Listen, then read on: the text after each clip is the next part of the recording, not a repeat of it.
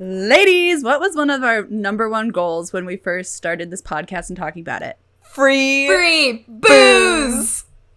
Booze! Well, we're not quite at free, Booze. but we are starting a new partnership, which you guys can get in on, and we'll tell you how after our theme music.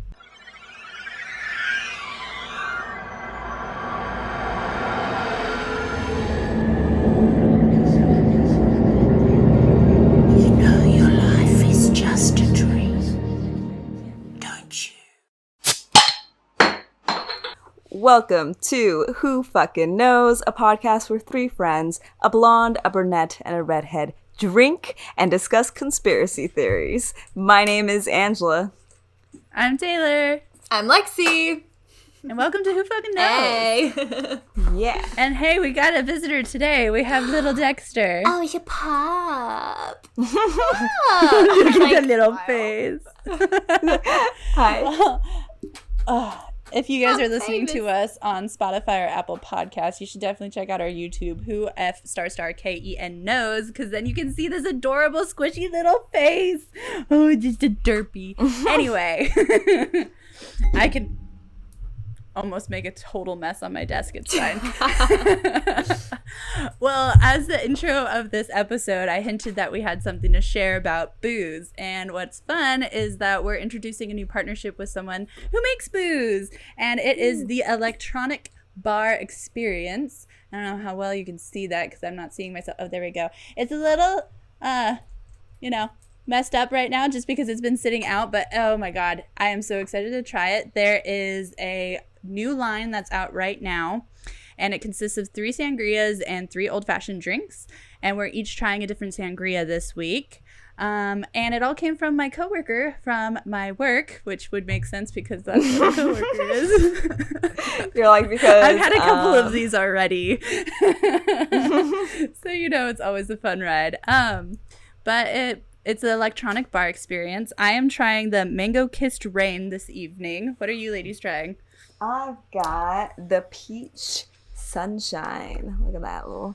I love the little containers and the graphic, because I don't know, I'm a graphic designer, so I love the labels, how like simplistic it is, but like it looks like a formula, like the way. I like that. I really appreciate that. Electronic. I see you.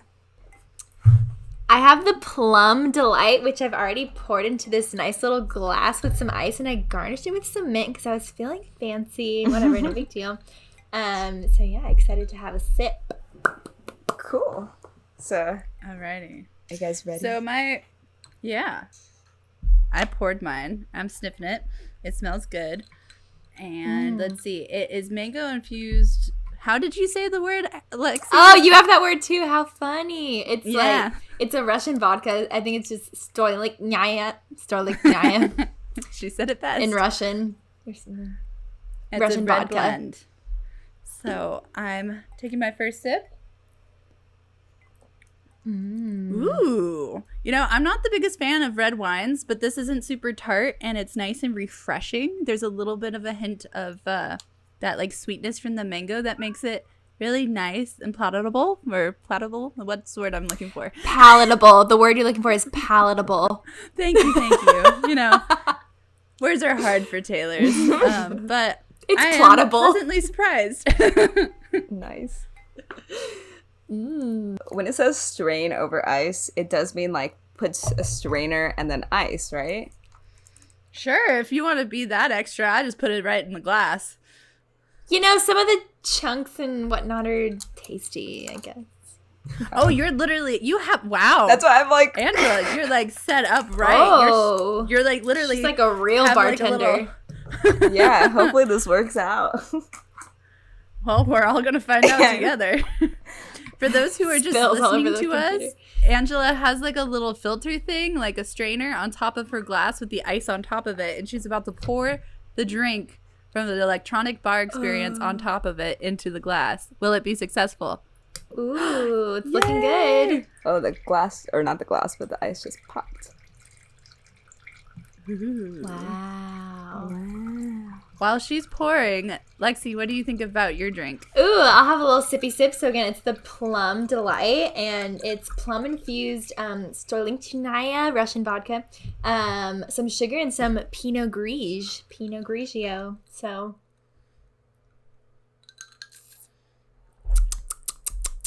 ooh, it's really good. Yeah, not too sweet, but just sweet enough, and I can definitely taste the plum. I am pleased with my decision. Very good. Good. Cool. Gonna taste mine. A little bit of peach sunshine.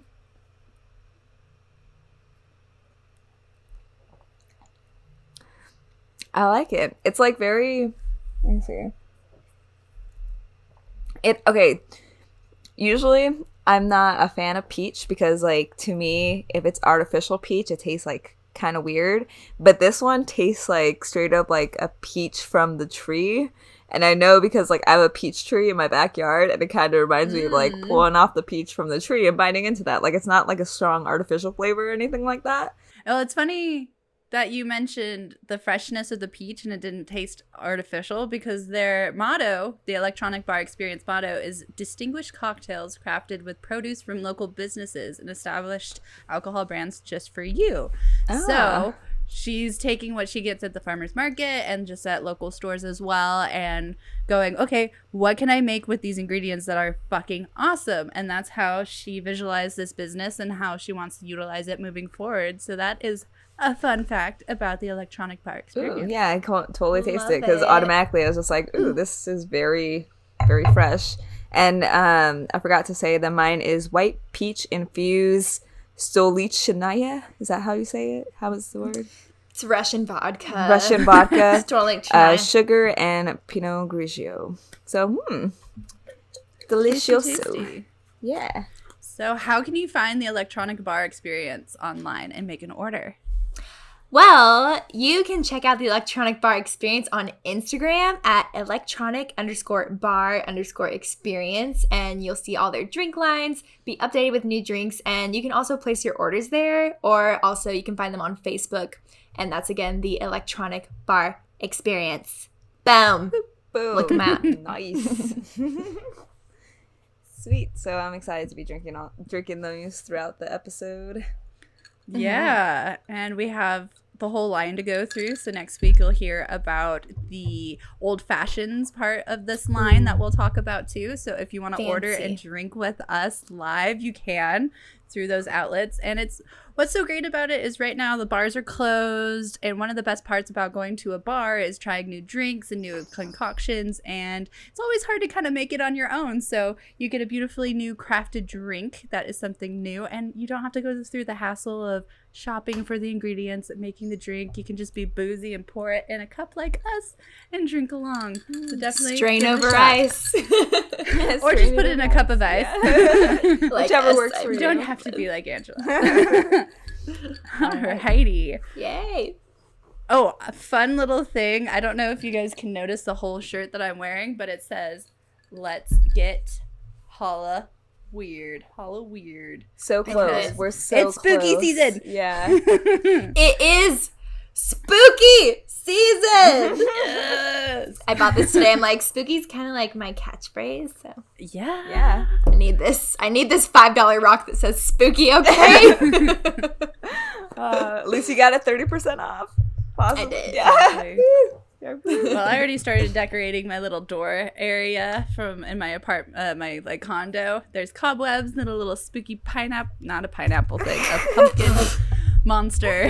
And so I love a just- spooky We pineapple. should carve pineapples this year instead of pumpkins. Ooh, that would be fun. Like, I don't know how exactly that would work, but They do it. Yeah? It's on Pinterest. It's on Pinterest. Believe in It it. can be done. Before we get into the current event and things, I don't know if you folks recall, but quite a few episodes back, I decided to cover as a current event pasta grannies, right? Mm-hmm. Yes. Well, I go downstairs today, and Meredith found a cookbook for the pasta grannies. Oh my god, that's yeah. amazing. Are you guys gonna I make your love own it. pasta? Maybe. We'll see. I am kind of working full-time and going to school full-time right now, so I don't have time to sleep or eat or do anything. Much So- less. Much less. I'm make going to pasta. put the whole process behind me for when I'm done with the semester. But that was my fun thing I wanted to share with you. That's cool. That's very cool. So Nice. I love it. I'm gonna go into the current event though, which I wonder if you guys have heard of this already, because it's kind of cool, kind of crazy, and it makes me think, holy shit, we are actually living in the future. But 2 days ago, something happened at LAX. Have you guys heard of it?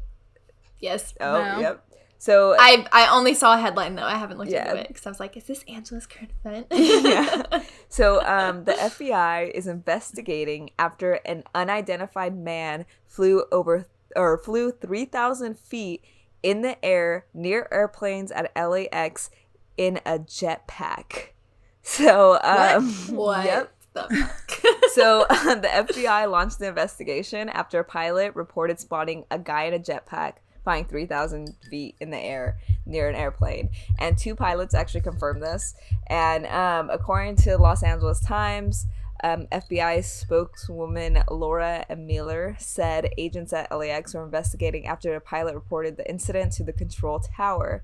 So the conversation went, Tower, American 1997, we just passed a guy in a jetpack. The first American Airlines pilot stated during the call, we just saw the guy pass us by in the jetpack. A second pilot from JetBlue Airways then tells the tower, which warned another pilot about the sighting.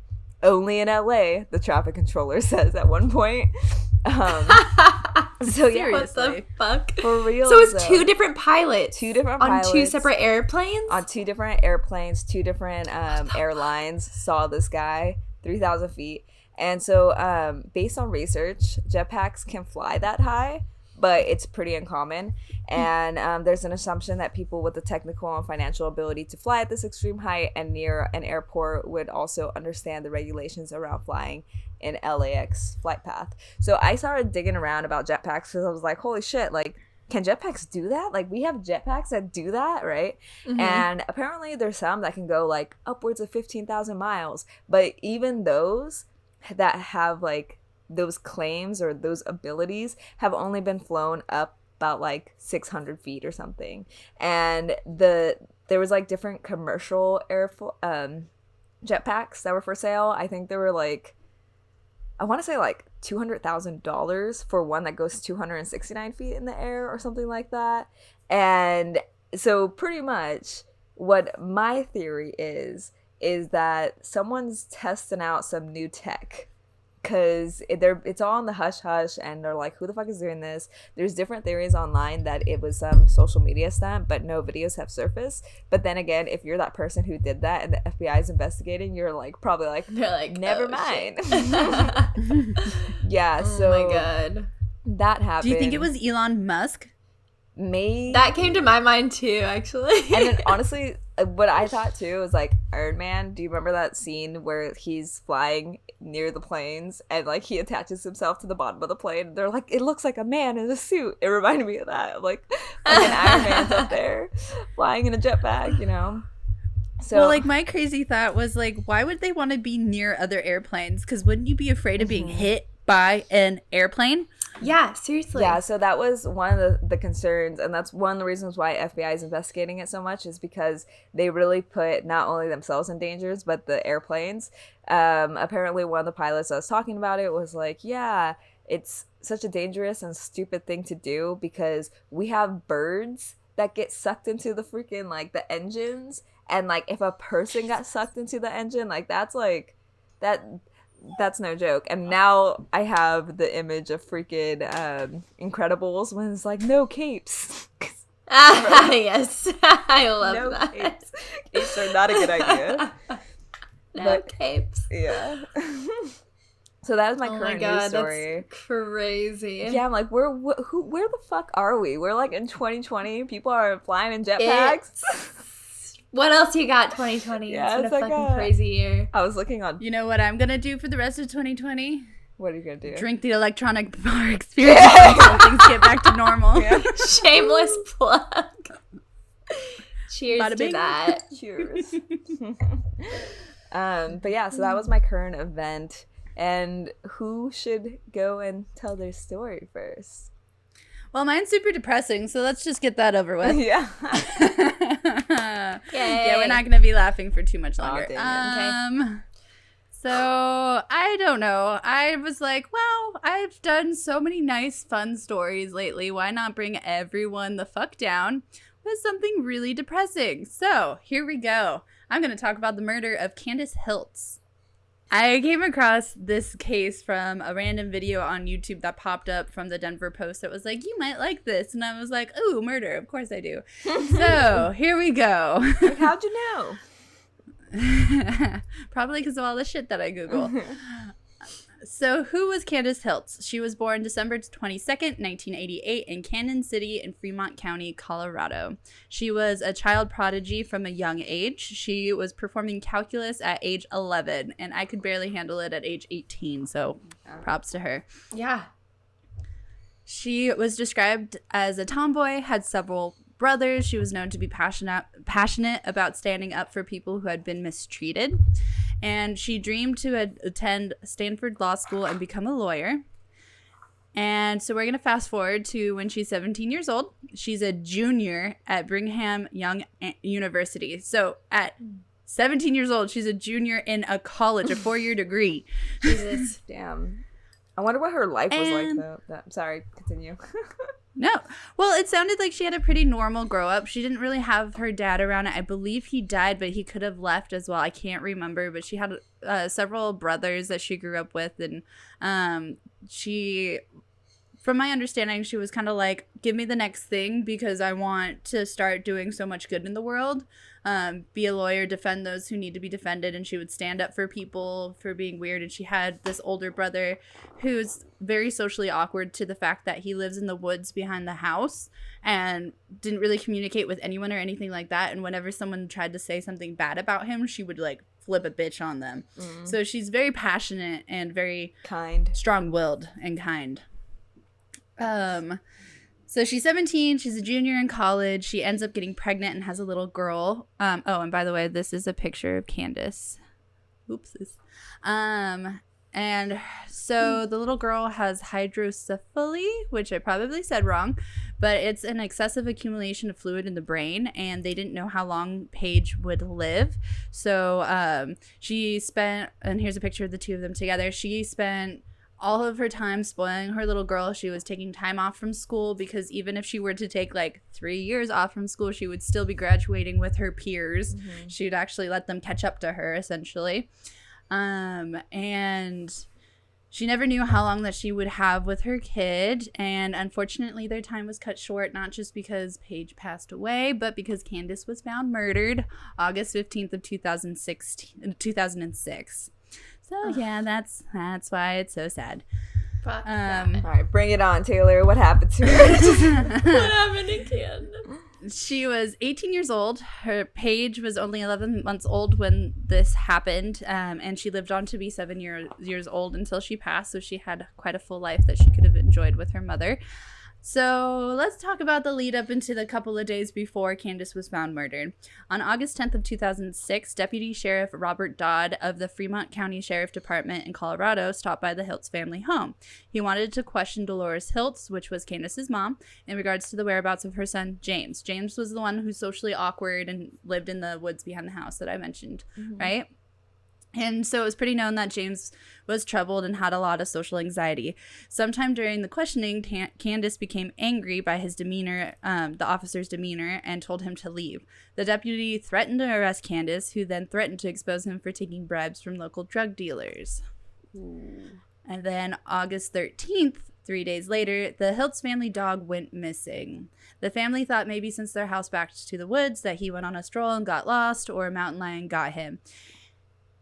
Depressing moment. You might want to not listen to this, but he was found later, a couple of days later, tied to a tree and killed by an axe or a small hatchet.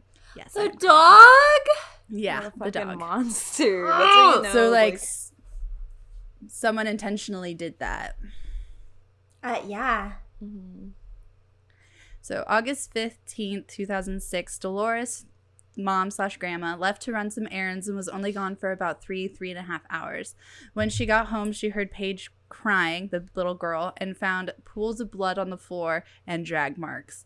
Following the drag marks, she found Candace's body. She had been shot multiple times, wrapped in a green comforter, and shoved beneath the bed. And her daughter was still alive at this point? Yeah, so her daughter was in the bedroom that Candace's body was found in her, like, I'm assuming in, like, her crib or something like that, crying. And when grandma went to pick up her, it was like, what the fuck is up with all this blood? Like, what the fuck? Like, where is Candace? And then, like, bent over and found Candace rolled up in this green comforter. They killed her in front of her baby then. In her own Potentially, house. Or at least stored the body in the same room. It was reported that around 75% of Candace's head was no longer visible because she had been shot so many times. Overkill. Dolores held Candace's hand until the police showed up. I'm going to just take a drink real quick. Yeah. Yeah, I'm going to take another one because I hate life. So, lo and behold, who shows up but Deputy Dodd, who came by initially about James, and then his buddy, Deputy Briscoe. And they were the two deputies assigned to the case. According to Dolores, the two detectives did a horrible job of surveying the crime scene. They did not tape off or secure the crime scene, and it was quite easy for other people to walk in and potentially contaminate evidence. Almost immediately, the officers pointed the finger at Candace's brother, James. Manhunt was organized to track him down. In the early stages, many investigators come through the wooded area surrounding the Hilt's residence looking for clues or evidence, and that's how they came across the dog. But many people believed that they were actually just looking for James. The officers didn't even have an alternative theory, and their main focus was finding James Hilt. Yeah, it's because... So they're just like, it's only James, we gotta find him, it couldn't be anybody else. It's because that guy that was an officer. Fucking... Is it not? Did James not kill her? Because that's what I think. But you're kind of making me think that it maybe wasn't him. I think it's that officer. Sorry. Oh, we'll see where this goes. It's fucked. Okay, so after the officers completed their, quote, investigation, the family was allowed back into their home. Dolores and her sons had found several pieces of evidence that had been unmarked and left behind, such as a shotgun shell was found in the baby crib. The green blood-soaked comforter that surrounded Candace's body was left behind. A computer monitor stained with blood. There were bloody towels outside of the home believed to have been used by the killer, as in, like, cleaning up the situation or smearing things up. And Candace's blood-stained shirt she was wearing that day. Like, it's not like they didn't see something and accidentally left it behind. They were very careless in this entire situation. Because... The fuck? Alrighty. So... Dolores stated that they took only 15 items from the family home, including a small piece of carpet, a piece of paneling. She was more shocked because Officer Dodd and Briscoe weren't rookie investigators. They should have known that anything left behind could be vital to the case. Dolores and her sons decided to gather up the evidence, logged it, and photographed it. Photographed it. Photographed? Yeah. Taylor doesn't like words after she's been drinking. Dolores went down to the sheriff's station but didn't get to talk to anybody. A little later, Deputy Briscoe, which was one of the two, came to their home with a search warrant and took the evidence the family had collected. So she went down and was like, take this. Like, this was in the house. Please, like, use this to find out who did this to my fucking daughter. And they're like, oh, no, it's fine. And then he, like, got a warrant and then had to come and pick it up. Like, and what was the officer's name who she kind of threatened? So Dodd was the one that they had the disagreement earlier, and then Briscoe is Dodd's partner. Also, and maybe you'll get to this or maybe you mention this, but who's her baby daddy? No one knows. Well, they never really disclosed any of that. Okay, so he's not a part of the picture of the murder or anything. Mm-hmm. Okay, all right. Okay. Continue. The sheriff's department issued a statement saying that they were looking for James and warned the public that he may be armed. They found James 3 days after Candace's murder. Despite their ongoing case against James, he was charged with first and second degree theft and trespassing, which was what Officer Dodd was originally at the house questioning about the whereabouts of. According to the sheriff's department, James had broken into a house and stole hatchets and flashlights, and he was held on a $500,000 bond at the Fremont County Jail. James had never actually been charged with anything to do with Candace's murder, murder case, however, he still appeared to be the top of the sheriff's department suspect list. He was found not guilty by reason of insanity and was instead sent to Colorado Mental Health Institute. And that not guilty is the only, in regards to the theft and stuff of that nature, nothing to do with Candace. But they were still focused on, it's him. So let's just write it off and not charge him with anything. Little too easy, I think. Mm-hmm. Too convenient. Too convenient. There is no convenience in murder. Nope. The 11-page autopsy, when released, showed that Candace was brutally murdered with malicious intent. Dolores had two major problems with the autopsy. First being, the report claimed that Candace's boyfriend found her in the house. Candace didn't have a boyfriend, and her mother was the one who had found her. So they were already misleading information. It's like, dude, like, I told you that I was the one who called. I was the one that found her. Like, what do you mean it was some boyfriend that doesn't exist? The fuck? They're trying to paint the perfect picture. Mm-hmm. In addition, the autopsy claims Candace was shot with 3 different guns: a shotgun, a medium caliber, and a small caliber handgun. Dolores says that when her and her sons were picking up the evidence left behind, they only found shell casing from 2 guns, a shotgun and a .22 caliber. January of...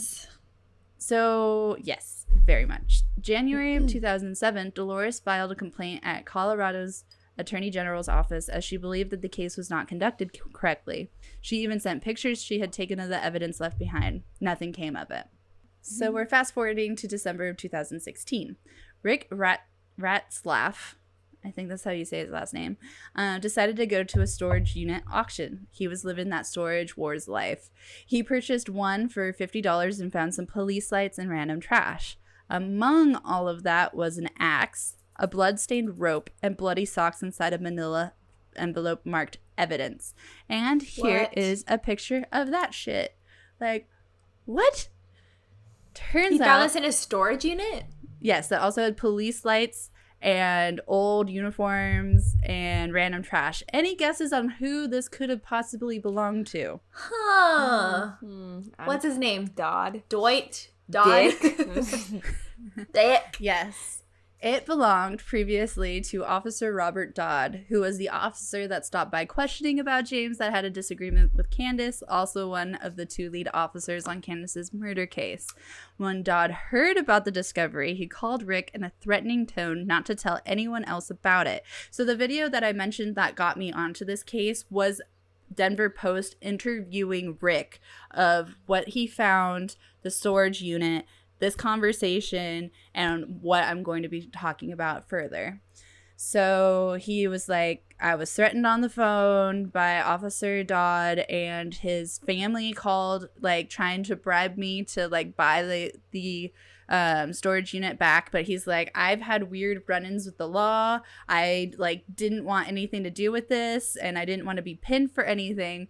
So when Officer Becker got heard about the news about the storage locker, he was like, hey, I'll come by and I'll check things out, because at this point they're both like super old. They're older, they're nearing retirement, but they were still both working.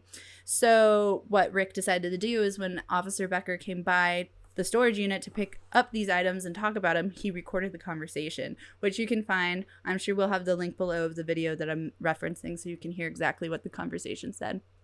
So they met at the unit, and the sheriff warned Rick that his life could be in danger, and Becker pointed to a backpack in the shed and said it was linked to Candace's case. The sheriff refused to touch the green backpack, but asked Rick to pick it up and look inside. It held Candace's blood-stained shirt. Fuck. Things were then turned over to the CBI, and investigators will retest all the evidence. Officer Dodd retired a few months after these discoveries amid a torrent of accusations. So like everyone, like, this went out, and then everyone was like, whoa, he must have done something, like things are wrong. And like when Rick was part of Rick's interview, he was talking about how he felt like things were really off about the sheriff's department. He didn't trust the cops, not only because of his run-ins, but also because he believed that they were paid off by some crime lords in the area. And Candace hinted at that as well. So it's shady going-ons in Colorado right now. And here's a picture of the Yeah. two bastards on my page right now. And so things were turned into the official like investigator people, and nothing has really come of it yet. But Officer Dodd retired a few months after these discoveries amid a torrent of accusations. A few months after that, he was charged for mishandling evidence as well as tampering with official paperwork.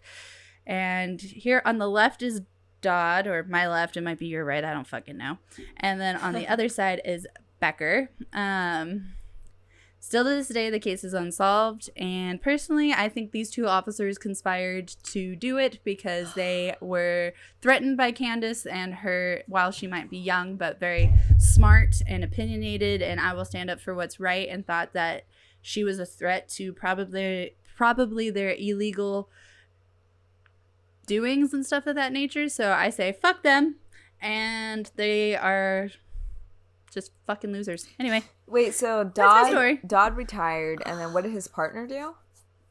Becker's still currently working, from what I understand. As a cop. Wow. Yeah. That's And it's unsolved. Fuck. I feel like there's so much corrupt shit like that going on all over the world, but like in our country as well. Or in our country. So I just like, yeah, I know, all over the world in our country as well. Sorry, I'm drinking, you know? You've been drinking. I've been drinking. But yeah, that's just sad. That's sad that they pretty much got away with whatever they did. And then what happened to James, he pleaded guilty for insanity. So like what happened? But that was not even for Candace's case. Like what happened to him? He had nothing to do with Candace's case. He was never charged for anything on Candace's case. He was pled guilty to the theft and breaking into the houses and stuff, and he spent some time in the ward, and like there's this whole a written interview with the mom, Dolores, and how she was like, I'm trying to get James out, I'm trying to get Candace's murder solved, and grieving my granddaughter dying, and just like all this fucked up shit has been going on. And if you think about it, like, she wasn't too much older than us. She would have been in her mid-30s right now, and God knows like what that brain would have done. Yeah. And it's just really a fucking unfortunate, as is every murder. But yeah, I feel like from her mother's perspective, Dolores, that's such a crazy life. Like to think like growing up and like having your family and then like having your kid, and then your kid is this amazing like prodigy and she's freaking brilliant, and then all this shit happens. Like that's just like what a crazy life. Yeah. It's sad. But that is why I'm drinking tonight. Downer, but also very interesting and upsetting. But cheers. Do you guys think the officers did it too? Yeah. The only reason why I don't think James did it because of the way the officers treated the evidence and the way they acted. I just think that is a clear sign that they had something to do with it, and that the entire freaking department was involved, considering they didn't accept the evidence and they went and collected it by warrant and all that stuff. It's like they were involved because they did not go about the normal routes or like the formal routes that they were supposed to go about it. So yeah. I also forgot to mention that officials think, that she was ambushed by two people, and the way that it kind of looked, from my understanding, is that like someone entered the front and someone entered the back, and they both came across her and then just shot and killed her, and then wrapped her body up and shoved her under the bed situation. And that's a very like common thing to go from the front to the back, but it's in officer training, and that's how they would conduct anything. And I think if they were to be questioned about it, they would have said, if they were found to be on the scene during the happenings, they could have been like, well, we're looking for an armed suspect, James, and she startled us and we shot, type of thing, to cover their tracks. But not even that has been questioned, which fucking sucks. But yeah. That's ridiculous. Let us know what you think below. Leave us comments. Please do. Angela, do you want to take us on an adventure? Yes, but can I first pour myself a new drink? Yes, I'm going to finish mine and get one too. Ooh, okay, me too. Well, I was able to refill my drink, and I grabbed the peach sunrise this time. Ooh, let me know what you think about natural peach. Good choice. Yeah, I have the mango. I really like this one. Tastes like a peach off a tree, right? Mm-hmm. Like, you know the movie Holes? With the onions? Was it onions? It was onions. I don't know why I thought peaches with it. Yeah, I know. It was so weird. He I don't know why. It stuck with me. I was like, why the fuck are they eating onions? Onions aren't that great. Onions aren't that great. Why the fuck? Never mind. They were hungry. They were hungry and they were delicious. And they were that was like a Mandela effect, maybe. I wonder if there are other people who thought they were eating peaches. Wait, no. There is something about peaches in jars, isn't there? In holes? Yeah, they did that I was talking about, like, the flashback of the person who hid the treasure. And it was something about, like, the farmhand or, the person who fixed things, who was from Psych. Was like, I love canned peaches, and she gave them to him. Yes, and there was something. There was something like that. I just was thinking about when they carried him up to the hill, and on top of the hill there were a bunch of onions, and they're like, "This tastes like." They're saying, I remember that part too. Yeah. I went with the mango kiss rain. Ooh, so what do you think? I haven't tried it yet. I actually put the ice in there because I'm going to be honest. I try to strain it, but my strainer isn't really meant to be a strainer. It's like actually the top of a mason jar for growing sprouts. Okay. Nice. So the second time around, it didn't go as smoothly. So I just put the ice inside of there instead. Oh, it's a little stronger. It's definitely like it's a red wine. Yeah, a red blend. Wait, let me see. See, I like the peach more, but I also like white wine more. I don't really taste the mango. I will say that. I would say, the little sweetness was what I thought the mango was. But is it plottable? Oh, fuck you. Yeah. It tastes good. Look at us pretending that we know what alcohol is. Yeah. Angela, let's get into your story. All right. So as promised, I am talking about the moon today, as I did at our last main episode that wasn't a mini, and I said I wasn't gonna bring that up, but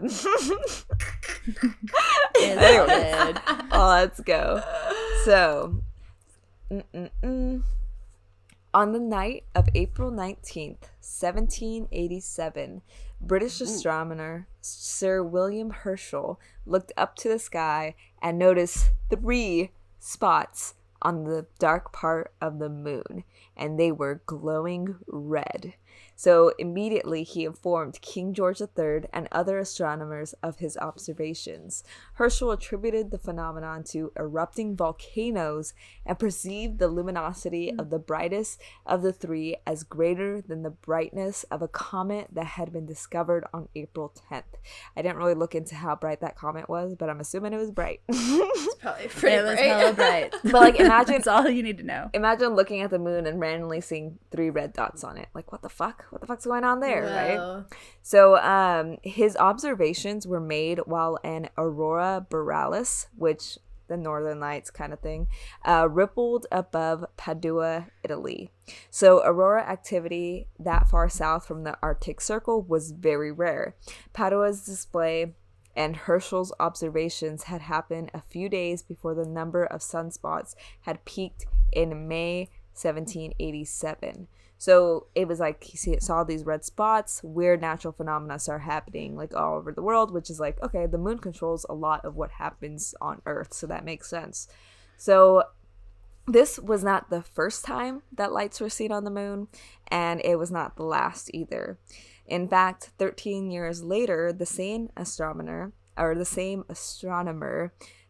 saw one more star-like appearance on the eclipsed moon. So that was in 1790, and Herschel was like, whoa, there's a light on the moon again. And then whoa. Yeah, whoa.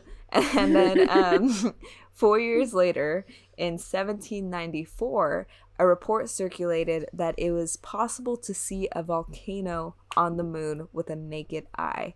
So this was all in the 1700s, and these are all written reports that they have discovered and they have found. So imagine looking at the moon and seeing a freaking a volcano, what you assume to be a volcano erupting on the moon.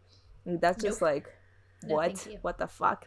So this occurrence would there be evidence of that happening from the people that went to the moon and stuff, and like they're not telling us, or is everyone in the 1700s on like a bunch of shit that they think that they see volcanoes on the moon? Like, there's the only evidence we have are the craters and the land formations on the moon. So that's true. Yeah, so I'll talk about that a little bit later. So sorry. So this occurrence of seeing lights on the moon is called transient lunar phenomena. I'm gonna be referring to it as TLP. Sorry, my language is slurred. Words are hard. I need it on a big shirt. That's the theme of this. Just words are hard. We need it on a wine glass, maybe. Yes, that'd be funny. Or beer cozy. Yeah, words are hard. Would you guys be interested in that shit? Because I would be interested in selling it if you want to buy it. Let us know. I would be interested. I don't know if our fans would. I'm interested. So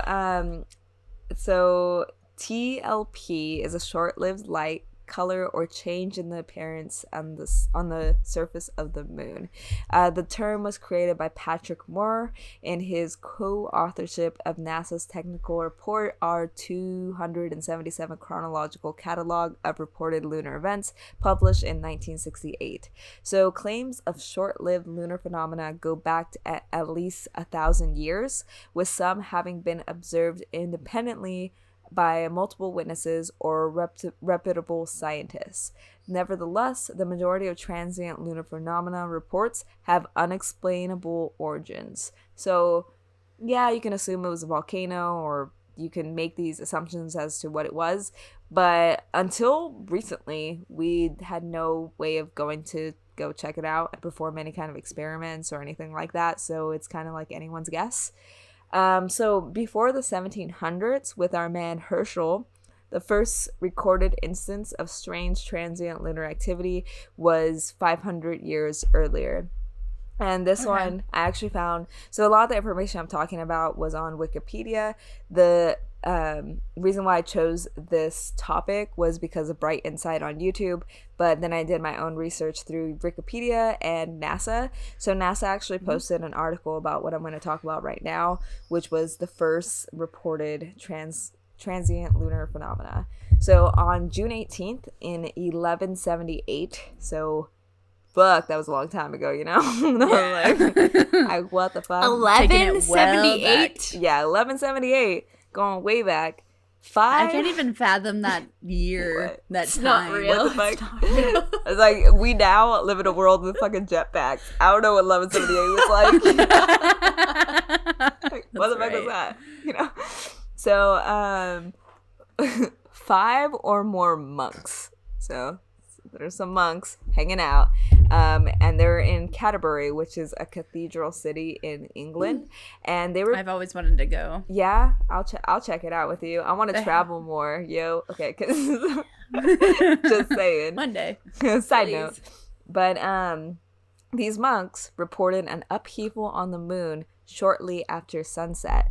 This is the way they described it in the report. It says there was a bright new moon, and as usual in that phase, its horns were tilted towards the east, and suddenly the upper horn split in two.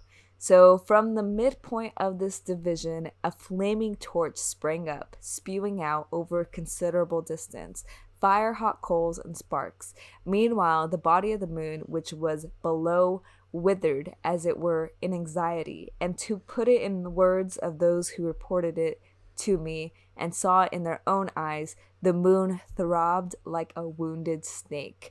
Afterwards, it resumed to its proper state. This phenomenon was reported a dozen times or more, the flame assuming various twisting shapes at random and then returning to normal. Then, after these transformations, the moon from horn to horn, that is along the whole length, took on a blackish appearance. So I think what they mean by horn to horn, if you look at the moon, the way the craters are, there's like, I think a crater that kind of looks like it's a little uprisen on the moon. So I'm assuming that's what they mean from horn to horn. So in 1976, so years and years later, like 700 years later, or 800, sorry, Yeah. can't do math. Math is hard, words are Math hard, is hard, everything's words hard. are hard. With everything I learned in elementary school, middle school, high school, off the, yeah, boom. Gone. So, and everything I learned in college, which is how to drink, is like going strong. How to drink and go to class sober. Yeah. So, in 1976, Jack Hartung proposed that this described the formation of the Giordano Bruno crater, which I looked up, and it's a very small crater. So, like, when the illustrations that had the moon, like, it wasn't really worth picturing. But I do have this picture of what I assume the monks kind of saw, and I'll pop that up right now. So, let's see, sorry, my notes got Is this lost. the spiral-y photo that you have? It's the one that with the moon, you can see a red thing going on. Like, imagine. It's like huge. Like it's a giant huge. pizza on the moon, but a flaming pizza. Flaming pizza. Pizza. So, the monks. No, I'm just hungry. It's fine. Pizza. So, Jack proposed that it described the formation of that crater. However, such an impact would have triggered blizzard-like week-long meteor storms on Earth. Yet there were no accounts of such storm in any historical record, including the European, Chinese, Arabic, Japanese, and Korean astronomical archives. So This is still in like the 17 or so hundreds, right? well, this is no, this was the 1100s. Oh, so then it's very possible that if there was any record of this, it could have been destroyed over time because it was so butt fucking long ago. Yeah. So it's like so long ago, but they're saying, okay, no one really has records of these like crazy meteor shower storms, and something as big as this could have really impacted the Earth's climate. So who is to say that they didn't really see what they thought they saw? So what their explanation is, that the group of monks, they actually saw an astromospheric. They saw asses in the sky. Yeah, they saw asses in the sky and they exploded. But they saw an astromospheric explosion of a directly oncoming. Let's all just take a really deep breath. And a drink. And a drink. Words are hard, and we've got this. So they saw an explosion in the atmosphere of a directly oncoming meteor in chance alignment from their specific vantage point with the far more distant moon. So pretty much what they're saying is they were looking up at the moon, and there happened to be a meteor that hit the atmosphere that overlapped with the moon, and they were seeing the meteor explode and hit the atmosphere rather than the moon having the volcanic eruption. But no one really fucking knows if that's what they saw or if the moon freaking erupted.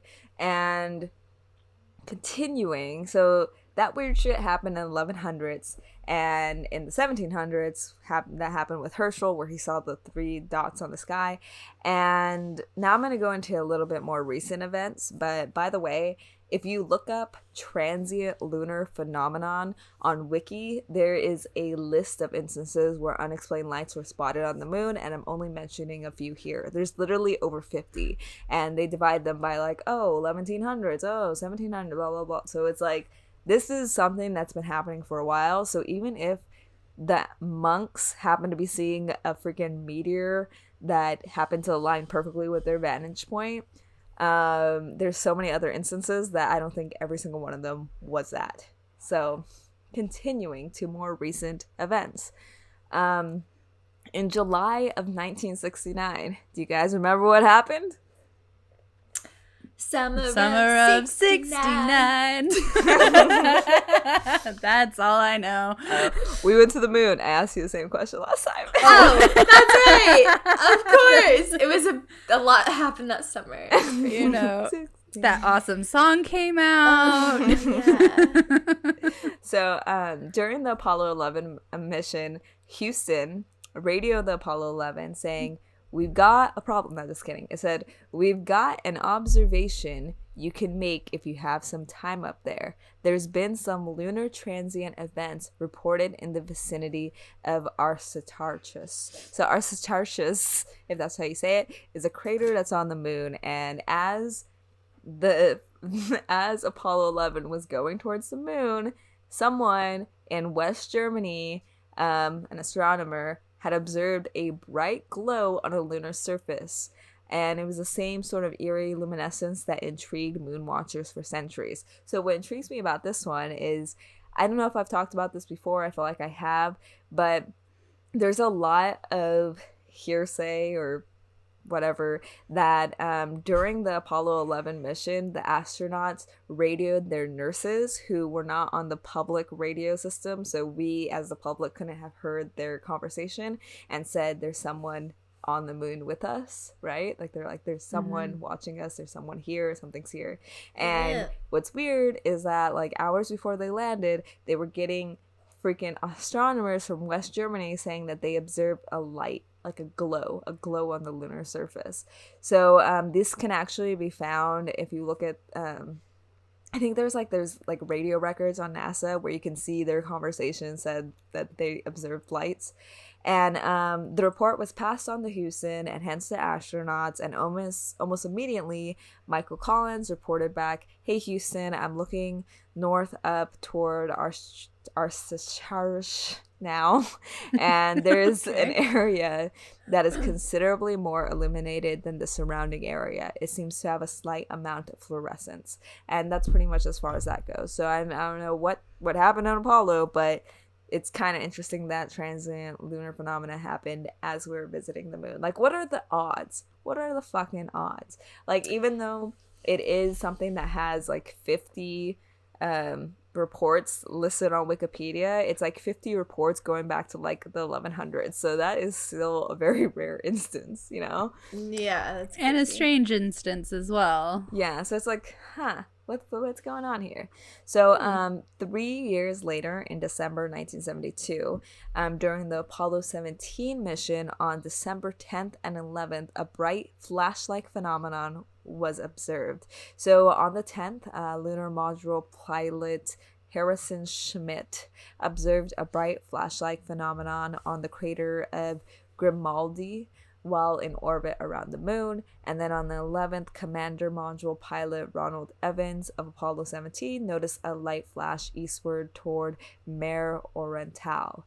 So it's like, it's happening. And astronauts of like, not recent years, it's not like 2020 or anything, but there have been, there's actually a photo I have, I'm gonna pop it up. It's the second picture of Taylor's looking in the thing. That picture with the moon with the red arrow, that is a actual image. Okay. That's not like some graphic design image. That's an actual image of like something that was caught on the moon. And let's see. What if it was someone trying to do Morse code? "Help, I'm stuck on the moon." SOS. E.T. Yeah, like, help. So, explanations. Now I'm going to go into that. What possible explanations we will have aside from aliens, which I kind of think may have been the case, but not, I don't know, who knows. So Who fucking knows? Yeah, so the explanations for the transient lunar phenomena fall into 4 classes, which are outgassing, impact events, electrostatic phenomenon, and unfavorable observation conditions. So for outgassing, it's pretty much gas escaping from underground cavities. These gaseous events are proprietary to display. These gaseous events display a distinct reddish hue, while others have appeared as white clouds or as an indistinct haze. So the majority of TLPs appear to be associated with floor fractured craters, the edges of lunar maria, or in other locations linked by geologists with volcanic activity. However, these are some of the most common targets when viewing the moon, and this correlation could be observed as bias. So pretty much it's like people are watching these areas that are pretty much the edge of a crater that may or may not have volcanic activity. So they're kind of like saying, oh, they're mostly viewed there because people are always looking at the freaking craters of the moon, you know? So impact events are continually occurring on the lunar surface and might also be an explanation for LTPs or TLPs. Sorry. Letters are hard too. Yeah, letters, acronyms, words. It's hard. So we're good at making noises though. Yeah, currently. Yes. So the most common events are those associated with the micrometeorites, and they might be encountered during meteor showers. So impact flashes from such events have been detected on multiple and simultaneous Earth-based observations. But I feel like based on like, okay, a flash of an impact versus the glow of the red that like Herschel saw in the 1700s, like why were there three glowing red things that kind of just held their light for a while? So I felt like impact events might not explain that. An electrostatic phenomena would be the next explanation, and it has been suggested that the effects related to either electrostatic charging or discharging might be able to account for some of the transient lunar phenomena. One possibility is that electrodynamic effects related to the fracturing of near-surface materials could charge any gas that might be present, such as implanted solar wind or radiogenic daughter products. If this were to occur at the surface, the subsequent discharge from gas might be able to give rise to phenomenon visible from Earth. And then the final explanation is unfavorable observation conditions. So it's possible that many transient phenomenon might be associated with the moon itself, but could be a result of might not be associated with the moon itself, but could be a result of unfavorable observing conditions or phenomena associated with the Earth.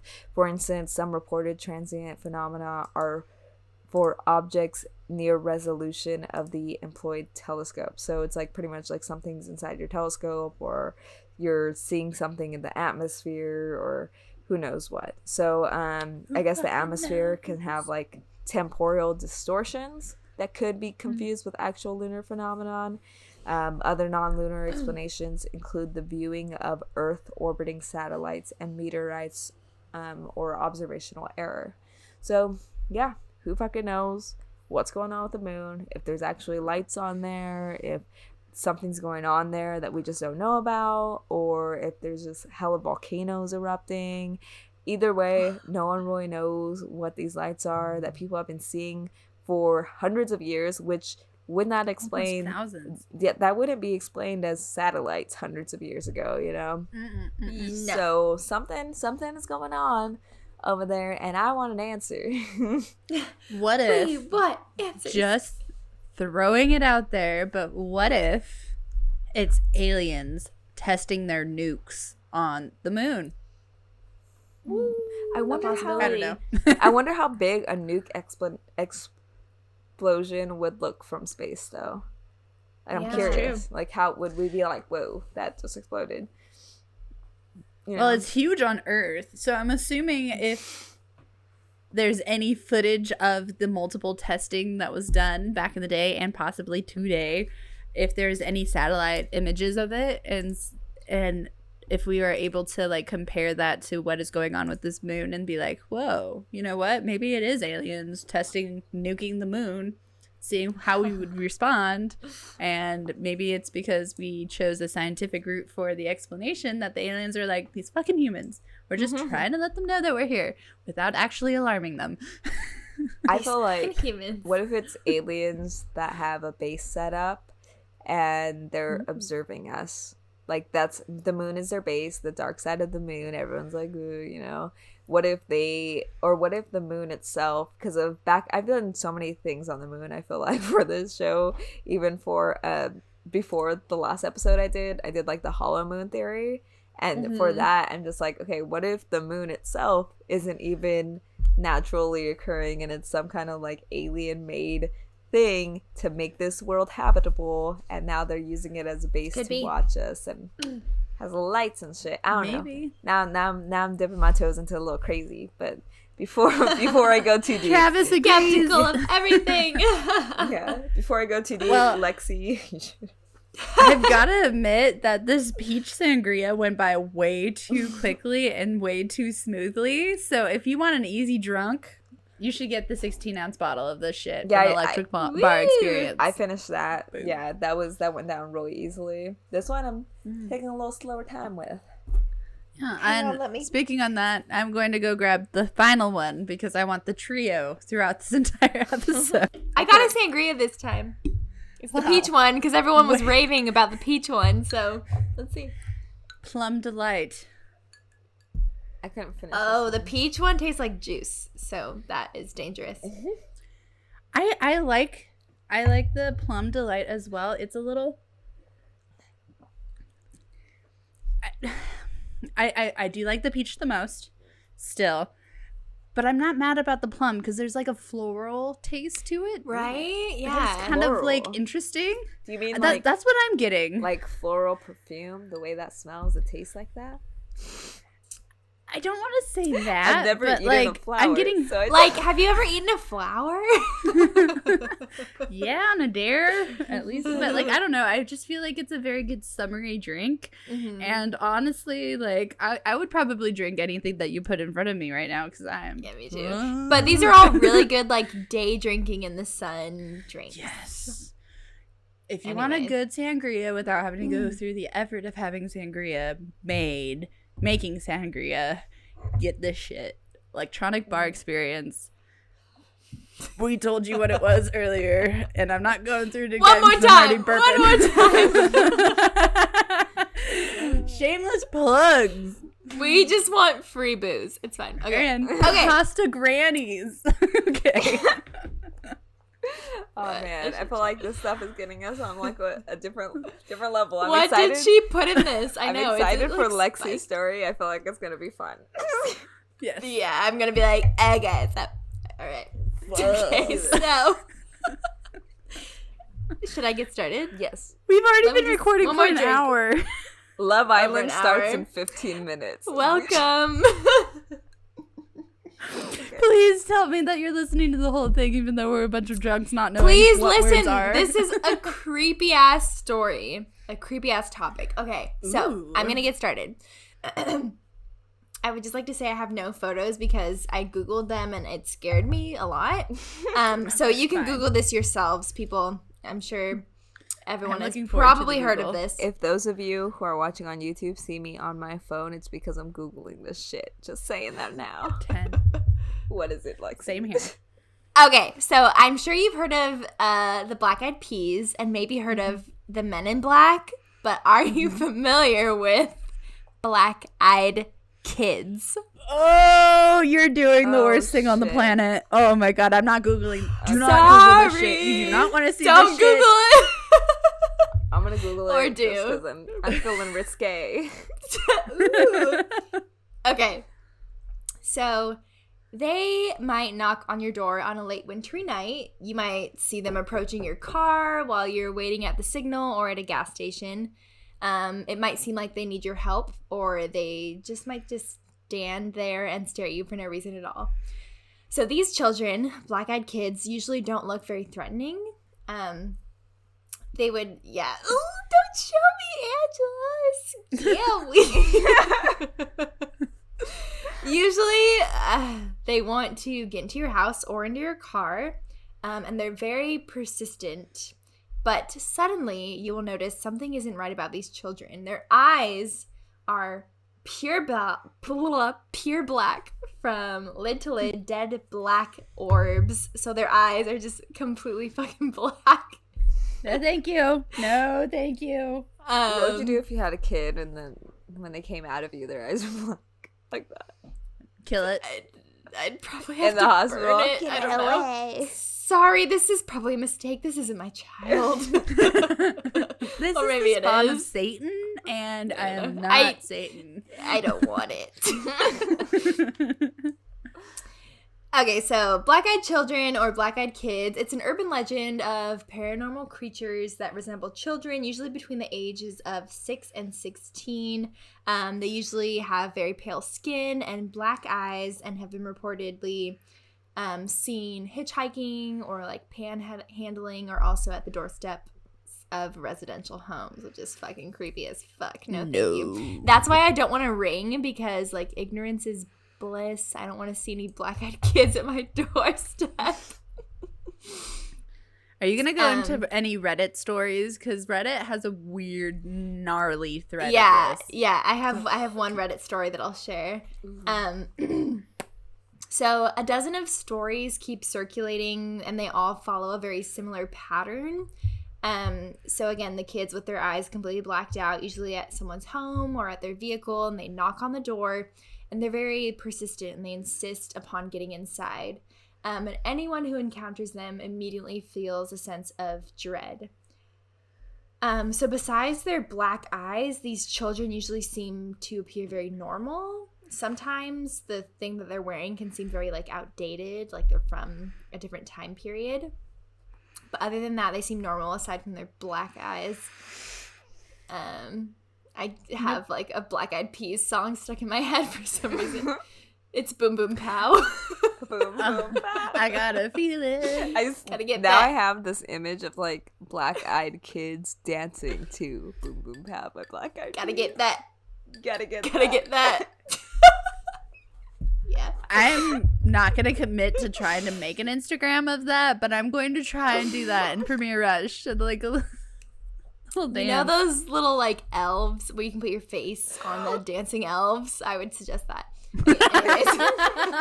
Look up like automated dancing, and like if you can choose a song. And then Black-Eyed Kids. Okay. Yeah. Okay, good. All right. So, anyways, no one knows where or how these creatures pop up. So, conspiracy theorists believe that black-eyed children are aliens attempting to, make contact with Earthlings. Demonologists believe that they're children or even the devil himself. And if you are to let them into your house, you're essentially allowing the devil to enter your life. And the black-eyed kids, they really want to enter your home. They usually say, I need to call my parents, or I need to use your telephone. But upon making eye contact with them, you feel like a very like sinister feeling. So, it's creepy as What if I feel that way What? whenever I look at children? Do I have a problem, or is it black-eyed children? I don't know. Have all the children you've been encountering black-eyed children? Maybe. Kylie? No. What would I'm you kidding. do? Like, okay, what do you think would happen if instead of letting them in your house, you went outside with them? Oh, fuck. I don't know. Like, if you're I like, I think "You they'd be know like, what? can we Let's go in? take a walk." Take me to your house, bitch. Challenge accepted. That's like, I bet she's gonna be like, what the fuck? This is never happened before. I know. So some of the earliest sightings of these black-eyed kids are from the 1980s, but most of the sources of where the legend sort of arose was in 1996, and it was in Texas and written by this man named Brian Bethel. So he had an encounter with the black-eyed children. So he said that two children in Abilene, Texas, with pale skin and black eyes encountered him. So he retold this story in like 2012 or something on some TV show, and he also wrote an article for the local newspaper. So his story essentially goes like this. In the snowy town within the middle of nowhere in Vermont, an elderly couple heard the sound of 3 loud knocks at their door. They opened the door and saw 2 children, a boy and a girl. And the children say, "My parents will be here soon. May we come in?" Yeah. You never let people into your fucking house. I don't care if it's No. children, black-eyed children, normal children. Just don't let them in your fucking house. Yeah. So the children did not make any eye contact. They were just kind of looking at the ground. And the elderly couple were hesitant, but after a while, they let the boy and the girl inside. Mistake. Major mistake. So the kids settled on the couch, and the wife made some hot cocoa, and the husband asked them questions that went unanswered. The wife returned and noticed that her cat was scared and angry with the children, and they asked, "May we please use your restroom?"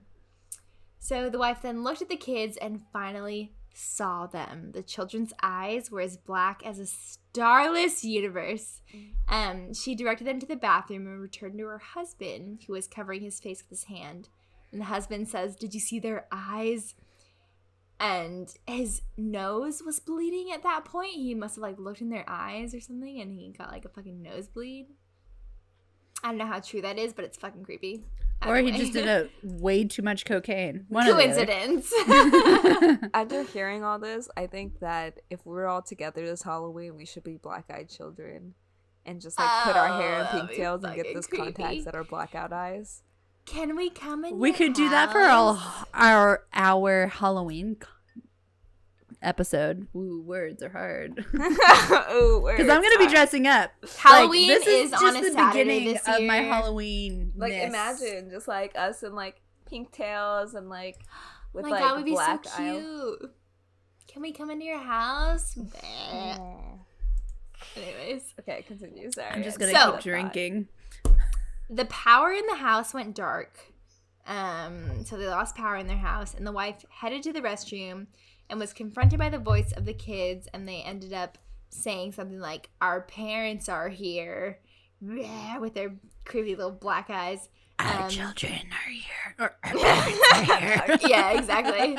What is And then it? they children. Teenage mom, part 3. Just kidding. the power went out. The kids were like, "My parents are here," and they walked out the door. And then 2 men and the children drove away together in a car. So that's kind of creepy. So the power came back on a little later after the kids left. And throughout the next week, weird things were happening in the house because those people let the black-eyed kids into their house, which is you're not supposed to do that. That's just fucking stupid. Like, why? Ugh. But, okay. No me gusta. So this is really sad. 3 out of 4 cats went missing, and then they were found dead. The husband continued to have nosebleeds, and he went to the doctor, and then he was diagnosed with skin cancer. So yeah, Sage my space. Are you 'cause saging? Dead. They killed cats. What the I fuck? love it. I love that you're saging right now. It smells amazing. Okay. So people take the black-eyed kids obviously very seriously.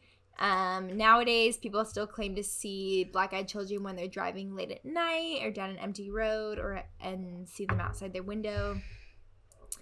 Many people have reported seeing the black-eyed children in the corner of their room during episodes of sleep paralysis in the middle of the night. So that's fun. I love that. That's just great. After inviting them in, or just them there?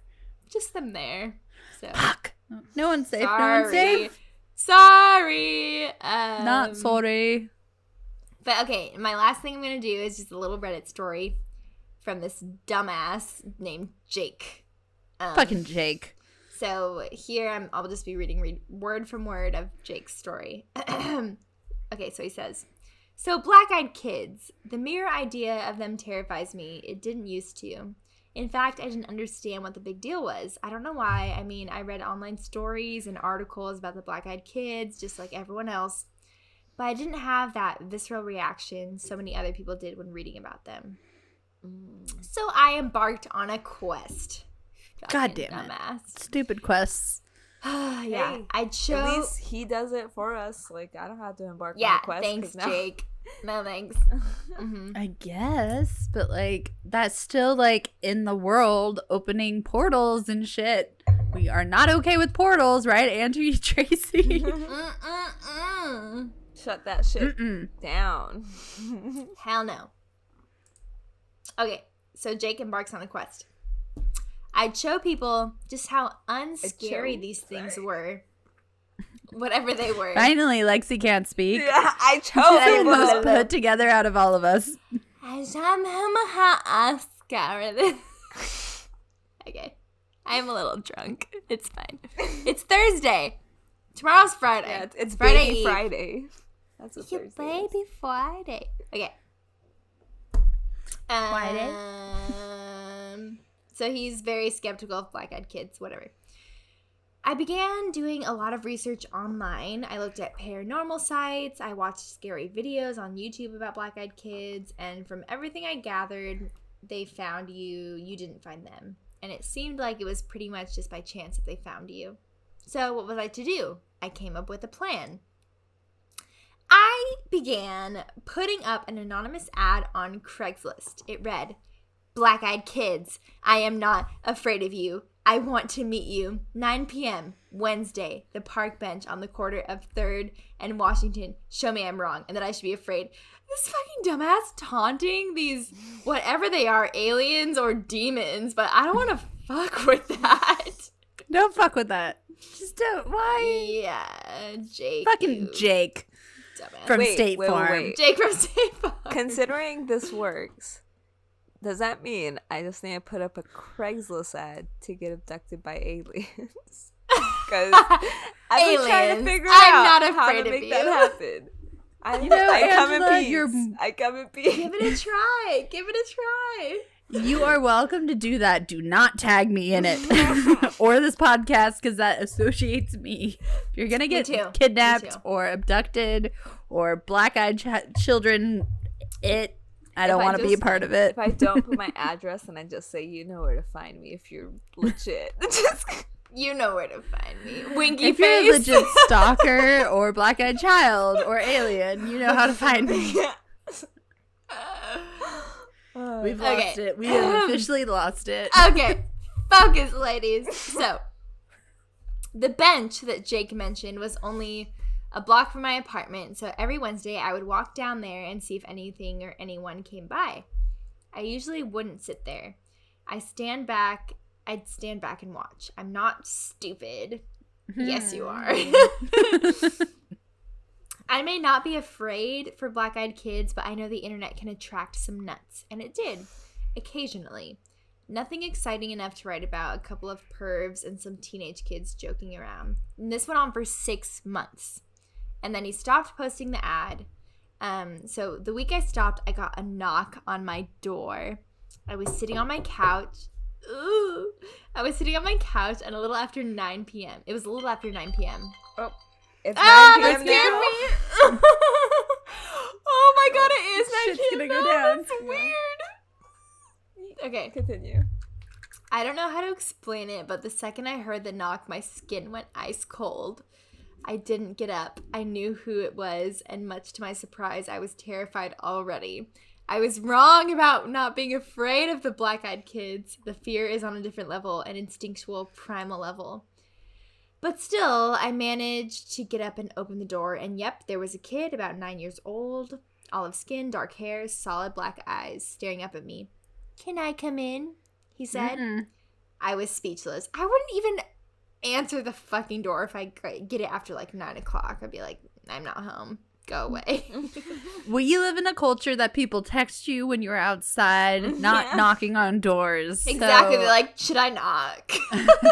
No, thank you. No, thank you. Mm-hmm. Oh, So when the little boy asks, "Can I come in?" Jake says no, and I began closing the door. "We missed you at the park tonight," the boy said. I stopped closing the door. I looked at him, my mind racing. They've been watching me. The boy smiled up at me. It took everything I had to make my arm move again, pushing the door closed and locking it. As soon as I shut the door, I gasped for air. I hadn't been breathing. I sat back against my wall, facing the door. Knock, knock, knock. He was still there. I waited. Nothing. It took me at least an hour to move from that spot, staring at the door. I didn't sleep that night or the next night. Eventually, I collapsed from exhaustion at my desk at work, only to be awakened minutes later by a nightmare memory of the boy. It's been 6 months. I can't explain the fear that washes over your body when you see the eyes of these kids, and the state of your mind and the way your body wants to listen to what they're telling you, what they're asking. I thought if I told you my story, it would help me get over what happened and warn others. I'm positive these kids are evil, and the people they meet who can't resist whatever power they wield. I don't think I'll ever hear from these people. I now avoid that corner on the park bench, and everything I have, I don't tell anyone why. People think I'm crazy sometimes, walking 3 blocks out of the way just to make sure I don't go near it. But you'd be the same way if you went through what I did. Black-eyed kids are nothing to be messed with. No shit, Jake! Oh my god. Jake Jake from State Farm. Learn your fucking lesson. I hope so. Like, for fuck's sake. For fuck's sake. But I think what really, truly got me is that I'm going to stake it out. I'm going to watch the bench. And then we've been watching you watch the bench. Yeah, bitch. it's like, haha, Jake, joke's on fucking you. You think you're all tough? Jesus Christ. Well, that's why I don't deny that I'm afraid of all of these things. Like, you're way tougher than I am. Please don't come near me. Let's just, have an agreement. I'm not I'm gonna so lie. I am curious, interested though. in seeing shit Yeah. like this, but at the same time, I don't want to see shit like this. I feel like Exactly. I want one of those confirmation stories where I see something and my whole fucking world and whole fucking perception on existence gets flipped upside down, where I'm just like, my mind is actually blown. Like, what Yeah. the fuck? Yeah, like, I want something like that to happen to me in my lifetime, but I don't want it to be freaking tragic and horrible. I just want something that, like, is like, whoa, guys, guess what happened to me this one time, Just a little spooky. Yeah. So much so that Jerry came to visit. Jesus Anyways, Christ, that's what I got for can't you. wrap my head Sleep around well. any of this. Well, I'm just gonna fall asleep reading the Pasta Grannies so that I have That's a good call. positive Good call. thoughts before I go to bed. But Angela, do you have an oracle reading for us? yes, I do. Oh, I just dropped my tarot cards. Boom. I'm gonna pull a card. For those of you who don't listen to us all the time, I always pull an oracle card at the end of our main episodes. And for today's card, it says your commitment is being tested. So take that as you will, whether it is something that you're going through today, or maybe this week, or maybe there's just been something that's really on your mind, even as you're watching this, trying to have a good time, Let me look up what that says, because every little card has a book explanation. I'm like really struggling right now. It's okay. We're all struggling. I'm also struggling. I just ordered wontons. Only wontons from Panda Express right now. So, Nice. I am waiting for the knock on this door to tell Your me my commitment wontons to are I the here. come rest in? of Panda Express. So, this card, what it means. Your commitment is being tested, first quarter moon. There could be some challenges coming your way, but they're just the universe's way of testing you. The first quarter moon calls for you to face any hurdles with confidence. What do you actually think is possible? If you believe you can do it, then you probably can. If you spend your life affirming that something is too big for you to surmount, it probably is. See how it works? Do you believe your dreams will come true, or have you secretly already given up? Showing some commitment now will help you move towards your desired outcome. What you believe to be true is true for yourself, so believe in yourself. And attuned to the moon, oh, bless you, Taylor. Attuned to the moon says, I'm committed to my dreams and move towards them with confidence. Additional meanings for this card. The answer to your question is yes, but not yet. You're halfway to your goal. You still need to put in a bit more effort. Sometimes we just need to realize how much we want something. You need to recommit to someone or something. So yeah, that is that. I don't know. I like that card for some reason. I feel like that was really like backwards forward type of thought. Like, change is coming, but people are good and stick with it. And I'm like, whoa, I don't know. I think it's kind of like, hey, you need to believe in yourself and don't count yourself out of the game. So I like that better. Commit We're going to with what that. you want yeah, and what you're striving towards. cool. Well, on that note, Anyway, that's what I got. we are fucking drunk. You should like this shit or run far, far away because we're too drunk to actually understand what the fuck we're talking about. But And if you're until listening next I time, friends. understand. this far, oh wait, no, if you're listening this far, leave us a review on Apple Podcasts. Screenshot it, send that screenshot to whofkeandknows@gmail.com, and we'll send you a free sticker. Gotta plug that in. very quickly. And also, we were totally assholes because we didn't celebrate Angela's birthday, which was last weekend. Should we sing happy birthday? Yes. One. Happy birthday to you. Happy birthday to Angela. Angela. That was a, more contemporary. We put our own spin on the happy birthday song. You're welcome. I feel like you guys should stop. Fuck you, Angela. We were just trying to Angela's make like, you feel special. I don't want to scare people away. I want them to look at our fucking stickers, okay? I swear we're not always this apart. We're more We were put just together. really excited about the electronic bar experience. Electronic I feel bar like I'm on a fucking bar with you experience. guys. Okay, well, I gotta go now. Okay. Until next time. Bye. Bye.